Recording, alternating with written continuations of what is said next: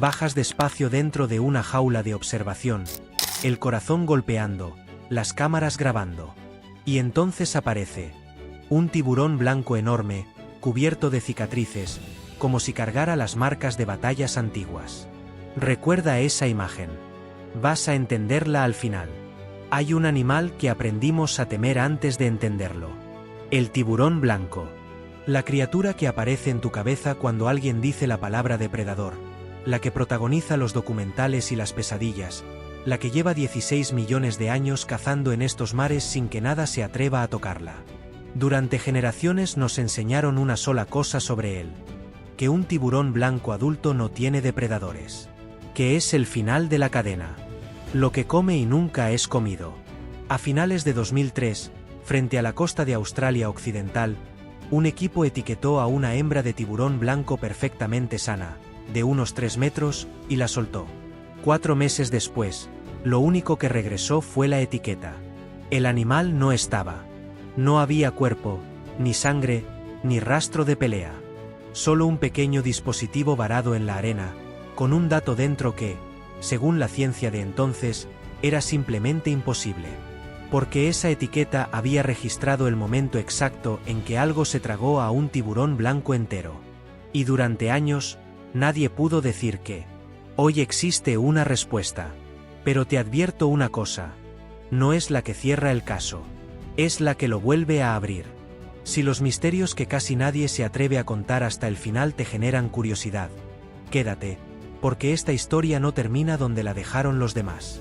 Para entender por qué un objeto tan pequeño provocó un terremoto silencioso en la biología marina, primero hay que mirar lo que ese objeto vio. La etiqueta no era una baliza de radio cualquiera. Era un registrador de datos diseñado para anotar de forma continua y automática todo lo que rodeaba al animal. La temperatura del agua, la profundidad, la luz. Después de un tiempo programado se soltaría sola, flotaría hasta la superficie y enviaría todo a un satélite. Tecnología probada. Rutina. El equipo esperaba meses de información tranquila sobre la vida de un tiburón sano. Durante las primeras semanas, eso fue exactamente lo que obtuvieron. La temperatura del agua coincidía con la costa australiana. Kilómetro tras kilómetro de un tiburón blanco haciendo cosas de tiburón blanco, sin una sola sorpresa. Hasta que la línea en la pantalla saltó. La temperatura registrada pasó de unos 7,7 grados centígrados a unos 25,5 en cuestión de instantes. En el mismo momento, la profundidad se desplomó, una caída rápida y vertical desde cerca de la superficie hasta casi 580 metros. Y ahí se quedó. Caliente. Aplastantemente profundo. Durante un periodo que coincidía con un solo proceso conocido en la naturaleza. El paso por un sistema digestivo. Cuando la etiqueta apareció en la playa, meses después, estaba blanca, como blanqueada por ácido, sin una sola alga encima. Había estado dentro de algo. El cineasta que documentaba el proyecto, David Hicks, lo dijo sin rodeos. Parecía que la hubieran lavado en ácido estomacal. Imagina la sala el día en que esos datos se descargaron. Alguien del equipo, frente a un monitor, viendo desfilar el primer mes como pura rutina. El tiburón nada, se sumerge, se alimenta. Las temperaturas del agua encajan con la costa australiana. Y de pronto, en una sola fila de números, todo se rompe. Esa etiqueta funcionaba como la caja negra de un avión. No entiende lo que registra, solo lo anota. Por eso es tan difícil discutir con ella. No tiene teoría, no tiene miedo, no exagera. Solo guarda lo que de verdad ocurrió. Algo se había tragado a una hembra de tiburón blanco de 3 metros. Y había seguido nadando como si nada hubiera pasado. El dato era claro. La explicación, no. Y la pregunta de que podía hacer eso estaba a punto de desafiar todo lo que la ciencia daba por sentado sobre quien manda en el océano. El tiburón blanco no es un animal cualquiera, ni en el agua ni en nuestra cabeza. Las hembras adultas, más grandes que los machos, pueden superar los 6 metros y pesar más de 1800 kilos. Sus mandíbulas llevan filas de dientes aserrados capaces de cortar carne y hueso. Sus sentidos rozan lo sobrenatural. Detectan los débiles campos eléctricos que emiten los músculos de una presa, Huelen rastros de sangre diluidos en volúmenes enormes de agua, perciben la vibración de algo que se debate a gran distancia.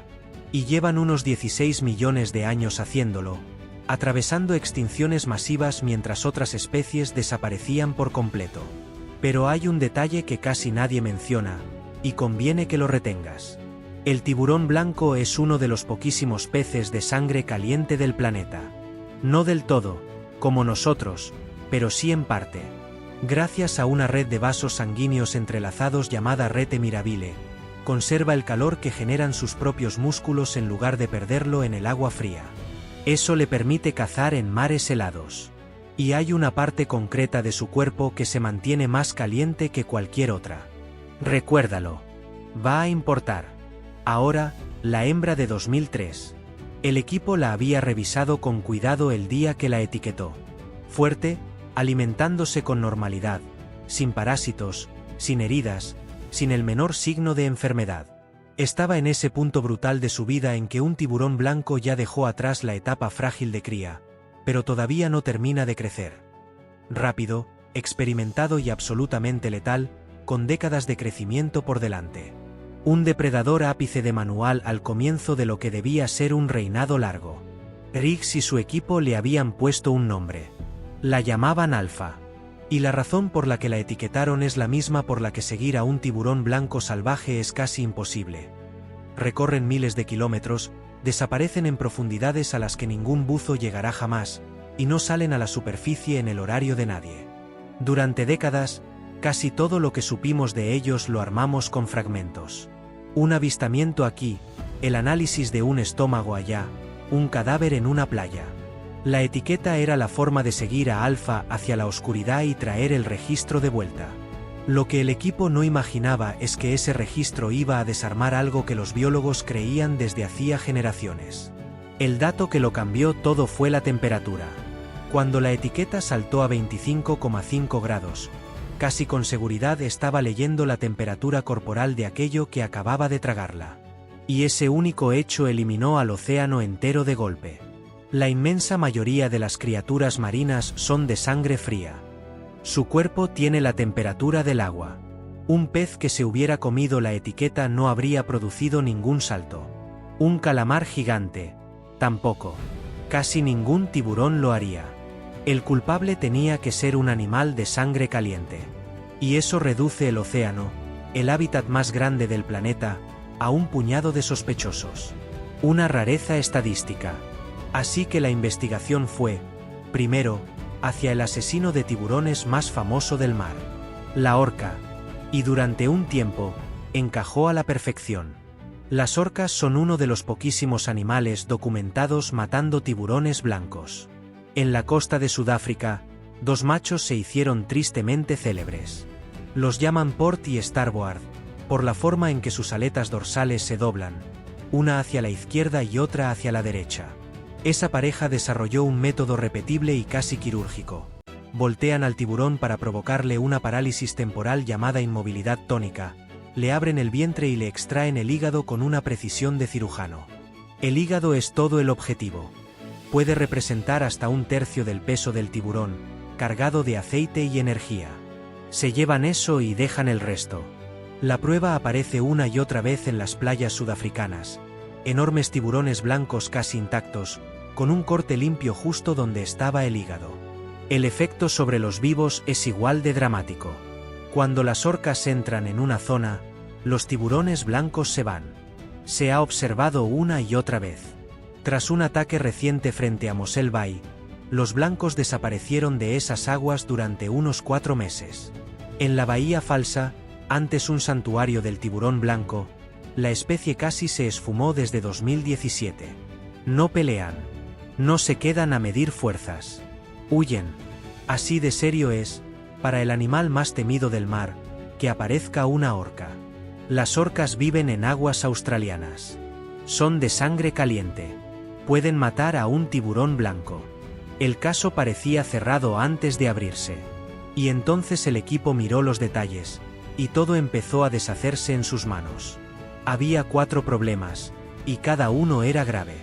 El primero, la forma de comer no cuadraba. Las orcas no se tragan al tiburón entero. Extraen el hígado y abandonan el cuerpo. Pero la etiqueta mostró una inmersión prolongada y continua dentro de un ambiente caliente. Exactamente lo que ocurre dentro de un sistema digestivo durante horas. Si una orca solo hubiera arrancado el hígado, la etiqueta nunca habría terminado en lo profundo de algo durante tanto tiempo. El segundo, la temperatura era demasiado baja. El interior de una orca ronda los 37 grados, como el nuestro. La etiqueta marcó 25,5. Caliente. Sí, muy por encima del agua, pero bastante más frío de lo que debería ser el cuerpo de una orca. El tercero, la profundidad. Cuando cazan tiburones, las orcas suelen hacerlo cerca de la superficie, donde pueden voltearlos. Una caída inmediata a casi 580 metros no es su forma de matar. Y el cuarto, el más revelador. No había ni rastro de orcas en la zona. Esta es la pista que cierra la puerta. Los tiburones blancos huyen cuando llegan las orcas. Es una regla observada en todas partes del mundo. Si una manada hubiera estado cazando esas aguas, los otros tiburones etiquetados en la misma región habrían mostrado el pánico clásico, el éxodo repentino, el abandono de la zona. No lo hicieron. Siguieron nadando tranquilos, como en un mar sin una sola orca cerca. No había firma de miedo en los datos. La respuesta más obvia era la respuesta equivocada. Y a Riggs le quedaba una sola pista, una que no había sacado de ningún laboratorio, sino de 10 años mirando ese punto exacto del mar. Entre 2005 y 2013, Dave Riggs y su equipo habían recorrido una y otra vez una franja de mar frente a Bremer Bay, en el suroeste de Australia, estudiando atún y otras especies. Y en un punto muy concreto, a unos 70 kilómetros de la costa, justo donde el lecho marino se desploma en una serie de cañones submarinos de más de 1000 metros de profundidad, vieron algo que no aparecía en ningún mapa de entonces. Vieron a los depredadores del océano reunirse. Todos. En el mismo sitio. Ese lugar tiene nombre hoy, el Cañón de Bremer, y resultó ser el mayor punto de reunión de orcas del hemisferio sur. Cada año, entre enero y abril, allí se concentran cientos de ellas. Las expediciones científicas y los operadores de la zona, como Naturaliste Charters, han identificado entre 150 y más de 200 animales distintos que regresan temporada tras temporada. Y no son las únicas visitantes. Al cañón llegan también cachalotes, calamares gigantes, cifios y varias especies de tiburón. Para que te hagas una idea de la profundidad de ese mundo, uno de los cifios que frecuentan la zona, el cifio de Cuvier, puede bajar a casi 3000 metros y aguantar la respiración más de 3 horas. Es un punto del mar donde coinciden, durante unas pocas semanas, los buceadores más extremos del planeta, los cazadores más coordinados y los peces más fuertes, todos a la vez, todos hambrientos. ¿Por qué ahí? Un oceanógrafo físico de la Universidad de Flinders, el profesor Hochenkampf, lo explicó en la revista Deep Sea Research. La forma del cañón empuja hacia arriba materia orgánica desde el fondo, en una zona muy reducida, y eso enciende una cadena alimentaria que sube nivel por nivel hasta los grandes depredadores. Durante unas pocas semanas al año, ese punto del océano se convierte en algo parecido a un coliseo. Un lugar donde lo más temible del mar va a competir por comer. Y justo encima de ese coliseo, en 2003, murió Alpha. Riggs lo dijo en su momento con la prudencia de quien sabe que no tiene una cámara que lo grabó. Lo que la etiqueta capturó no fue un accidente raro en mar abierto. Fue un instante dentro de una zona de guerra que la ciencia ni siquiera sabía describir. La pregunta dejó de ser por qué un tiburón fue devorado. La pregunta pasó a ser cuál de todos esos titanes lo hizo. Y los números empezaban a apuntar en una dirección incómoda. Vuelve por un momento a aquel detalle que te pedí recordar. La parte más caliente del cuerpo de un tiburón blanco. No son los músculos. Es el estómago. Cuando un tiburón blanco grande digiere una presa, su estómago alcanza temperaturas que la investigación sobre la fisiología de esta especie sitúa alrededor de los 26 grados centígrados, hasta 17 grados por encima del agua que lo rodea. El calor de la digestión queda atrapado dentro del cuerpo en lugar de escaparse. 26 grados. La etiqueta de Alpha marcó 25,5. No era la temperatura de una orca. Era, casi al decimal, la temperatura del estómago de un tiburón blanco grande en plena digestión. Lo demás encajó solo. La profundidad de 580 metros está dentro de lo que un tiburón blanco recorre sin esfuerzo, ya que se han registrado inmersiones muy por debajo de los 1000 metros. Y la forma de comer encajó mejor que con cualquier otro sospechoso. Un tiburón grande que ataca a uno más pequeño no le extrae un órgano, se lo traga entero o en pedazos enormes, y la etiqueta baja con todo lo demás y se queda alojada en el tubo digestivo durante horas antes de ser expulsada. La conclusión a la que el equipo se vio empujado fue tan simple como perturbadora. A Alfa la cazó y se la comió otro tiburón blanco. Uno mucho más grande. Trabajando hacia atrás desde los datos, calcularon al depredador en unos 5 metros, quizá más. Más del doble de su tamaño. Para ella no fue un rival. Fue un muro de músculo saliendo de la oscuridad, y cuando entendió que era, ya había terminado. Y por perturbador que suene, el canibalismo entre tiburones no es ninguna anomalía. Algunas especies se comen a los suyos desde antes de nacer. En el tiburón toro, el embrión más fuerte devora a sus hermanos dentro del útero, de modo que solo uno o dos sobreviven hasta el parto. La competencia es letal y empieza en la oscuridad total, mucho antes del primer aliento. Lo raro nunca fue que un tiburón se comiera a otro. Lo raro fue que, por una vez, quedara grabado. El superdepredador del título, el del documental que más tarde contó esta historia, no era un monstruo prehistórico ni una especie desconocida. Era un tiburón blanco. Solo que enorme. Y el caso, durante años, se dio por cerrado ahí. Pero hay un problema con esa palabra. Cerrado. Porque el punto exacto donde murió Alfa es el lugar del planeta con más orcas cazadoras de tiburones por kilómetro cuadrado. Y en 2023, por primera vez, un análisis de ADN confirmó que las orcas también cazan tiburones blancos en aguas australianas, no solo en Sudáfrica. Ese mismo año, frente a Mossel Bay, una sola orca llamada Starboard mató a un tiburón blanco juvenil y le extrajo el hígado en menos de 2 minutos, ella sola, algo que la ciencia jamás había documentado. Lo publicó la doctora Alison Towne, de la Universidad Rhodes. Así que la etiqueta apunta con fuerza a un tiburón caníbal. La temperatura casi no deja lugar a dudas, y por ese dato la orca queda prácticamente descartada.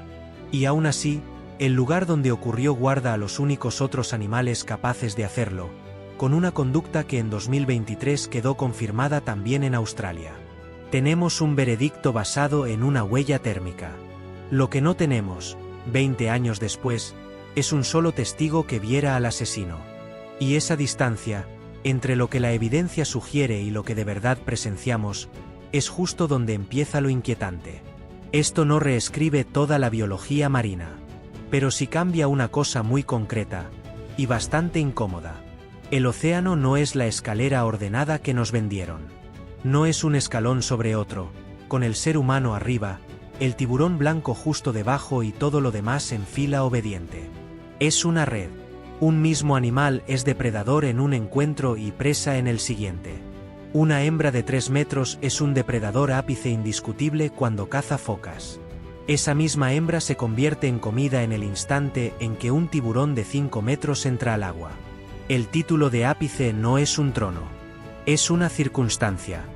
Depende del tamaño, del lugar y de quien aparezca primero en la oscuridad. Piénsalo aplicado a nosotros. Durante un siglo entero, los libros repitieron que el tiburón blanco adulto no tenía enemigos naturales. No era una mentira por mala fe. Era lo que se podía afirmar con lo que se había visto hasta entonces. El problema es que el océano es enorme y nuestros ojos son diminutos, y lo que no vemos, tendemos a darlo por imposible. Y lo más perturbador es que esto no fue un caso único. En 2024, un equipo registró por primera vez en el mundo la depredación de un marrajo, otra especie de tiburón de sangre caliente. ¿Cómo lo supieron? Por una etiqueta. La misma historia. Una temperatura elevada a gran profundidad. La firma inconfundible de una digestión, el animal desaparecido. Los probables culpables, otra vez, tiburones grandes de sangre caliente. Lo que significa que esta conducta, tiburones enormes devorando a otros depredadores, casi con certeza lleva ocurriendo millones de años. En todas partes. Lejos de cualquier ojo humano. Y solo la conocemos porque, una vez, por puro azar, un pequeño aparato estaba dentro de la presa, anotándolo todo antes de volver flotando a una playa. La pregunta ya no es que se comió a Alfa. La pregunta es cuántos otros depredadores ápice, esos que creemos intocables, son en realidad la cena de algo más grande en un lugar que nunca hemos mirado. Aquí está lo que a mí me deja pensando, y lo que quiero preguntarte a ti. Nos cuesta aceptar que no haya una cima. Necesitamos creer que existe un último escalón, una autoridad final, algo que de verdad esté a salvo y nunca sea devorado. Lo aplicamos al mar, y quizá lo aplicamos a casi todo lo demás. Pero la etiqueta de Alfa sugiere algo distinto, que la idea misma de un ser intocable es un invento nuestro, y que el océano nunca firmó ese acuerdo. Así que dime en los comentarios una cosa concreta. ¿Crees que todavía hay, allá abajo, depredadores que no hemos identificado, capaces de comerse a los que nosotros coronamos como reyes? No te pido una opinión vaga. Quiero la tuya, porque después de esta historia yo ya no estoy seguro de querer saber la respuesta. Y si llegaste hasta aquí, hasta el final, es porque te interesa lo que casi nadie se atreve a contar completo. Este canal va exactamente a esos lugares, a donde los documentales se detienen. Suscríbete y activa la campana, porque la próxima historia ya está esperando, y empieza justo donde esta debería haber terminado.